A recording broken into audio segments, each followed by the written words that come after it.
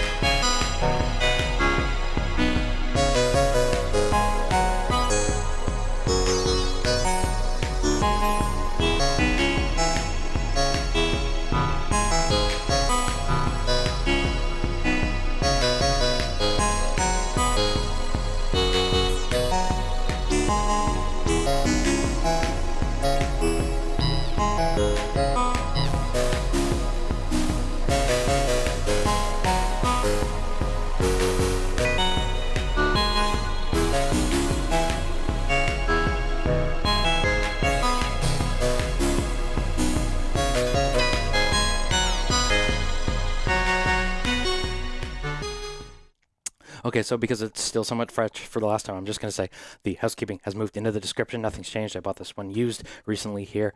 Nothing new on that front other than its placement down below. So what is it? 12 HP by Fidelity wavetable oscillator. It is a wave scanning wavetable in the vein of other wavetable oscillators like the Piston Honda, like other legendary Eurorack ones. But I had this one again once in the very, very early days of my Eurorack journey and kind of bounced off of it because I wanted to get some other wavetable module. I don't even remember what it was. It might have been Piston Honda at the time, but I can't fully remember.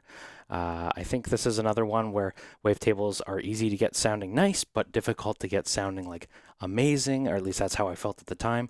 And it's time that we explore it again today. So let's hear it, first of all. And I'm gonna try and sort of get an init patch out of it. And forgive me, we're gonna go into wavetable A. And we have a super. I'm going to try and sort of unmodulate it, make it as straightforward as possible. Although right now it's sounding very, that's why. Okay, now we can go. So, by Fidelity in this case, I thought meant because there's an X and Y axis, which is kind of becoming growingly. You know what? Maybe I'm actually going to take out our pitch even, so we can just hear this thing go. And maybe we'll take out our envelope even. So I thought by Fidelity in the way that the wavetable scans on the X-axis and on the Y-axis. I hope I got that right. Yes, I did. But in the Osiris's world, that is because it has a high fidelity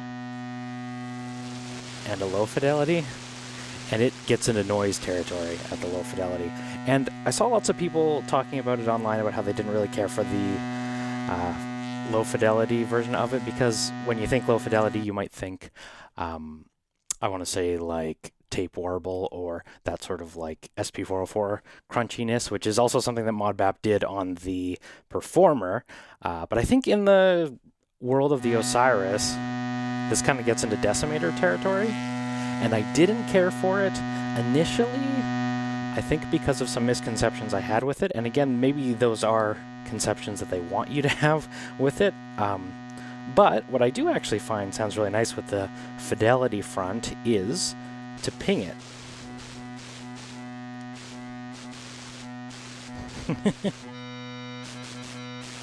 Zap, zap, zap, zap. I need to attenuate it though, that's for sure. Hold on. Sorry, need a moment to patch it up. Here we go, into the attenuator and into the fidelity.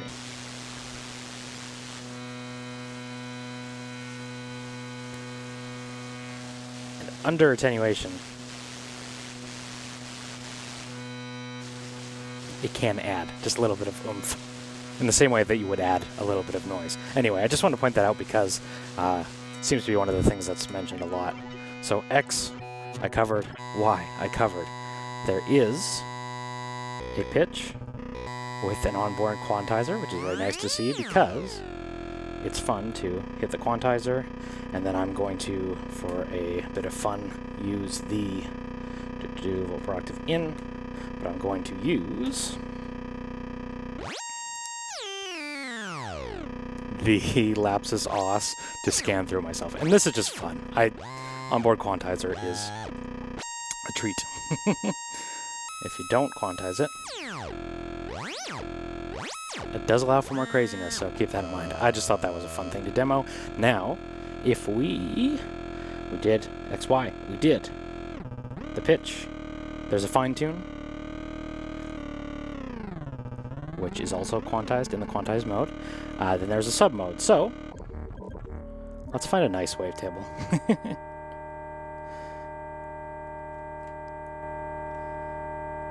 Sorry, get it to a good volume too. We'll bring in our sub. So there's different sub modes too. So we're in unison mode on the left. I will talk about that in a moment, but if you bring in your sub, there's a dedicated output for it as well, but for the simplicity of this video and scoping it, we're going to use the onboard mixing of it. Let's bring in the sub, and this is in the square mode. So it only mixes up to 50-50 on board, but I can instead go directly to the sub. And you know what? I'll do that for simplicity. We got the square mode. Morphs into a sine. And in that initial mode, it has to be pitched up pretty high to be heard. It's nice to morph too, though. And if you modulate it, some fun to be had there. This is a kind of module I just want to throw 1,000 envelopes at. But let's go back into the dedicated sub output. I won't be using it too much in the video, but just for the subsection, it's good. Triangle wave. But again, it's morphing, so you see it's got a little bit going on there. Yep. And then in the last two modes, it's a sub-octave of the original waveform. So I can still scan in the sub-octave mode, which is really cool. Yes. I don't know, I know this might not be to everyone's taste, but boy is it to mine. So that's 1 octave down, 2 octaves down. And I don't find the second octave is super useful. It just kind of gets out of the audio territory, but first octave, totally. So if we go back into our mix, this is how that sounds mixed in. Just a little bit of low end, right? People often complain about wavetable oscillator sounding thin or too brittle without low end. You can totally make up for that on this one by bringing in some either wavetable sub or a fixed waveform sub. Now, on that front, you can also send the sub itself volt per octave and use its dedicated output as well. So it can be a completely independent voice. If you had a melody going on the volt per octave in on one, your mix all the way to the left, and then your sub output out one way with a different melody going in there, you're gonna have to use your own VCAs because there's only one on board, but still, like, that's a really cool thing in my mind. Or do like anyway, I always say I can't cover everything in the modular world. Everything is just that, but there is some crazy polyphony buried in there under shift functions, not under shift functions. I should also mention, no shift functions on this module,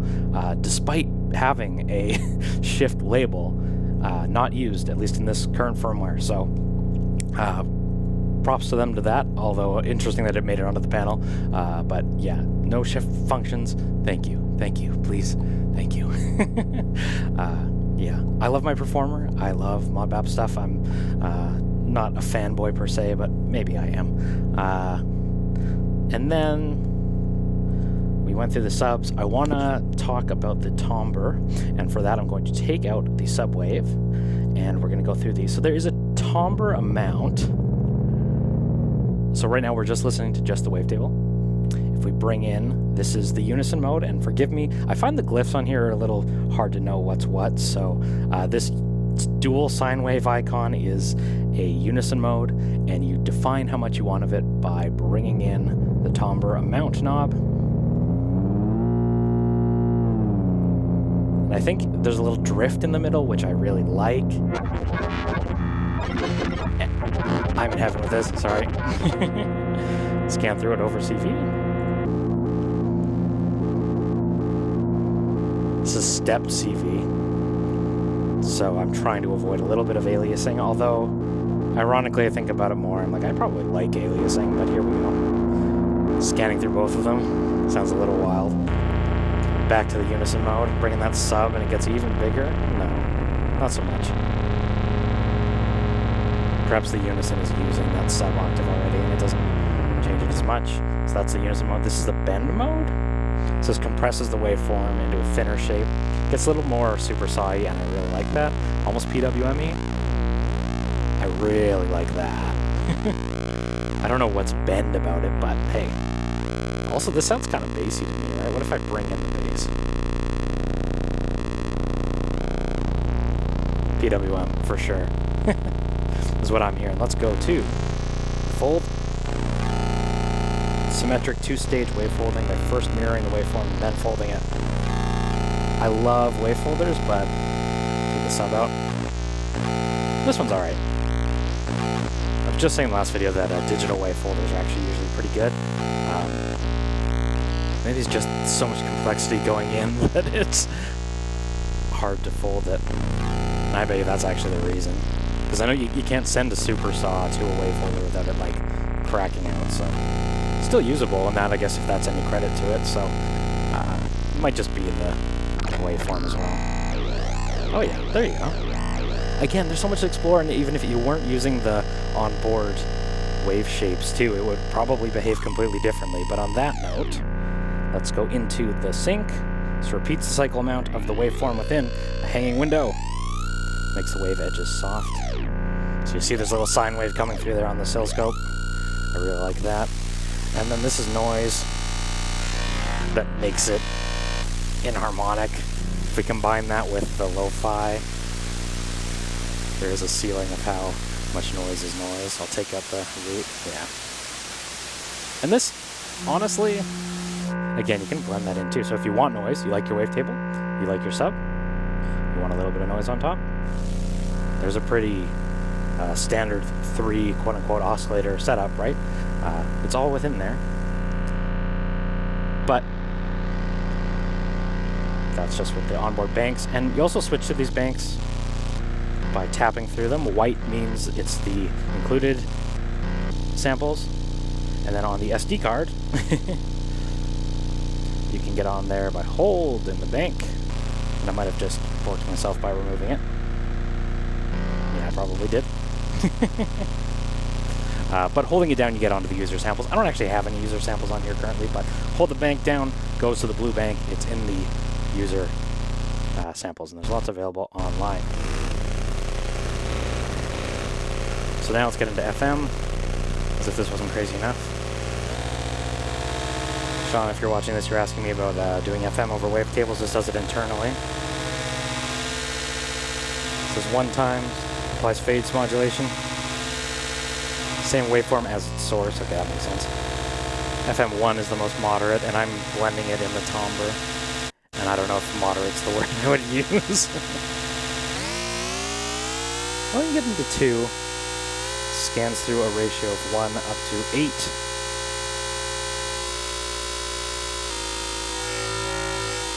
Although this does sound really good. I think you have a little bit of Hertz donut in there. I knew I was going to get nasty with this. Was part of why I made the intro so excessively pretty, sheeny, glistening, shimmery adjectives. And then, of course, you can morph through the timbre, the mode, and the amount, of course. So, mode, LFO. Yes. You could make, you can do anything with any module usually, or that's the whole point of modular, but Osiris, I feel like there is a potential for noise artists that isn't often explored. It also has the lo-fi, so let's go back to a more straightforward wave. Hi-fi it up. Subwave it in.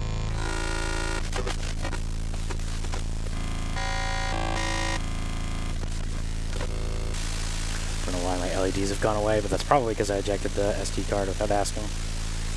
Timber's up, pitch is down, quant is off, lo-fi. And it gets Sesame Radio, right?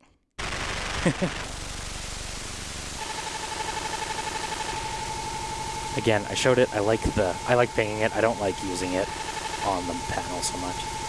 Although, again, if I was a noise artist, probably put my balaclava on and drive this in. Reverb. Maybe I should become a noise artist because I enjoy talking about it so much.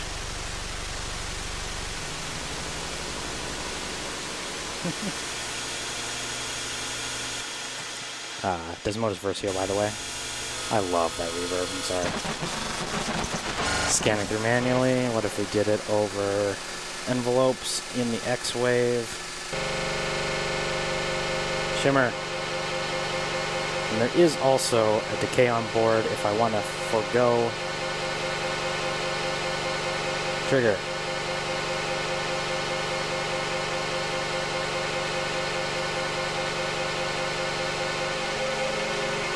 Okay, so VCA on board, reverb off so I can actually hear it. I don't know what this is. Oh, it's lack of pitch, isn't it? So volt per octave in. Sorry, dropping cables, volt per octave in.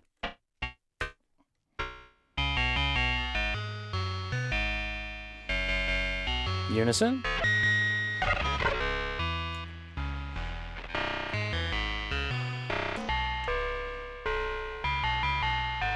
Reverb.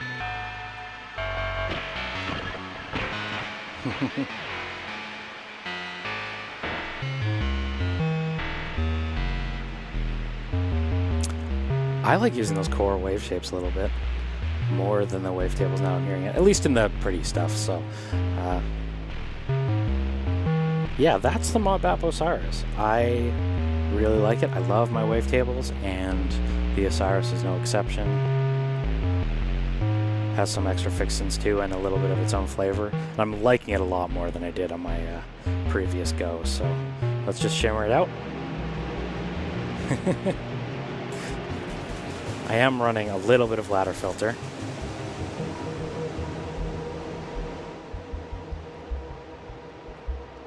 More decay.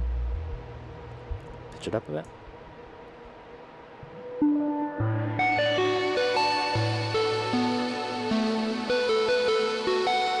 And I'm Tafony. Thank you so much for watching.